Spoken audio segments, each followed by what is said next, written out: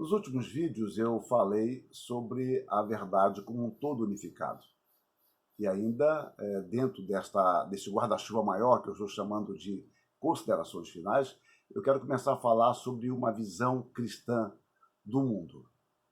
Um ponto que eu destaco de início é que não há neutralidade teórica, nem neutralidade existencial. Não há uma objetividade plena. Ninguém parte para um estudo, para uma observação dos fenômenos de forma neutra. Eu sempre terei os meus pressupostos que me inclinam para determinadas perspectivas ou na seleção de determinados fenômenos. E, ao mesmo tempo, também não há neutralidade existencial, porque eu vivo de acordo com aquilo que eu percebo. E eu percebo de acordo com meus pressupostos. Mas caminhemos. Neutralidade, ela pressupõe autonomia, o que de fato não temos. Nós estaremos sempre percebendo a realidade a partir desses pressupostos e também sob a influência de um clima, de opinião prevalecente que nos fascina. Então, o clima é um elemento extremamente importante, porque ele está no ar. Nós não vemos, nós não tocamos, mas ele exerce poderosa influência.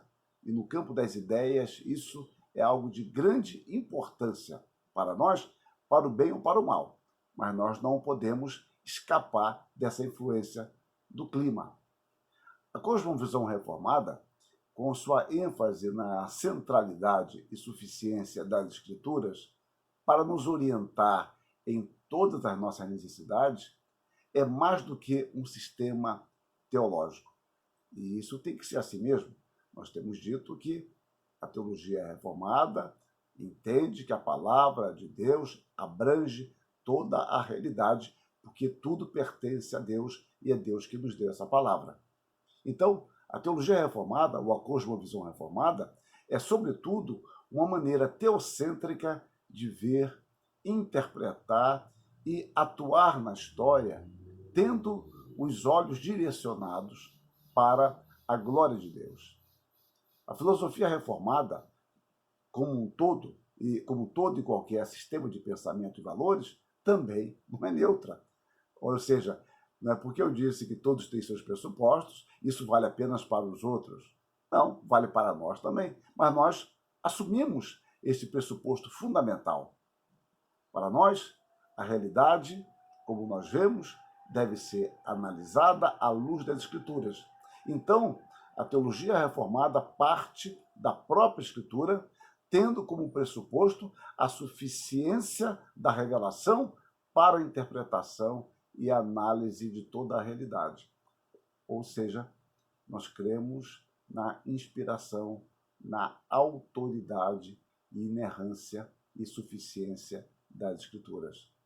Agora, nesta tarefa de interpretação, sem dúvida, haverá equívocos, haverá precipitações e omissões. Nós somos falhos. É a nossa maneira de estudar a Escritura que vai determinar certas compreensões equivocadas ou, pelo menos, limitadas. E precisamos manter uma humildade epistemológica para não nos julgarmos senhores da verdade.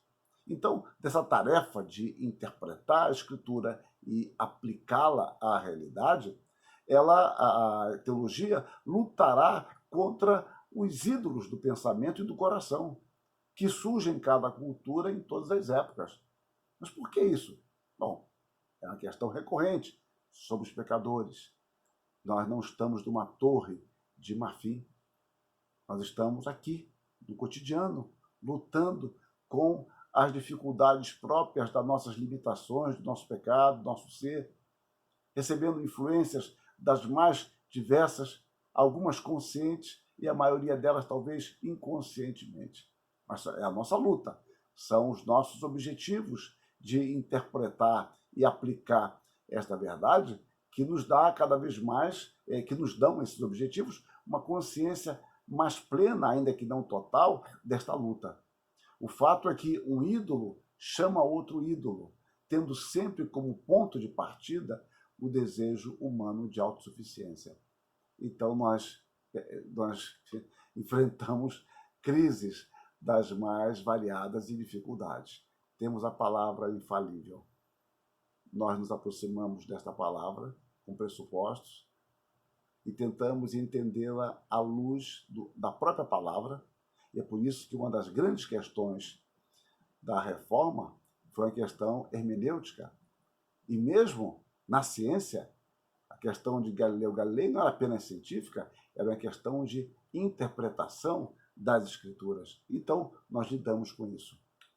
E nós temos, muitas vezes, nossos ídolos ocultos que nós não percebemos e que nos influenciam e que já determinam de antemão uma pré-compreensão. Mas a nossa luta é saber, sabendo dessas dificuldades, apresentar como ponto de partida de toda avaliação nossa um Deus soberano, um Deus transcendente que se revela na Escritura. Ou seja, nós cremos na palavra, na sua suficiência, que esta palavra procede de um Deus santo, majestoso, glorioso, mas é um Deus pessoal que se relaciona conosco e que nos fala de uma forma compreensível, se adequando à nossa mente e à nossa estrutura de pensamento que Ele mesmo criou. Então, a teologia reformada parte desses pressupostos, entendendo que somente a partir desta compreensão poderemos compreender a chamada realidade e atuar de forma criativa para a glória de Deus e o bem-estar da humanidade. Grandes desafios. Mais uma vez, eu desafio aquilo que eu disse, humildade epistemológica. Podemos conhecer, mas não somos senhores do saber. Devemos pedir a Deus que nos dê discernimento e clareza.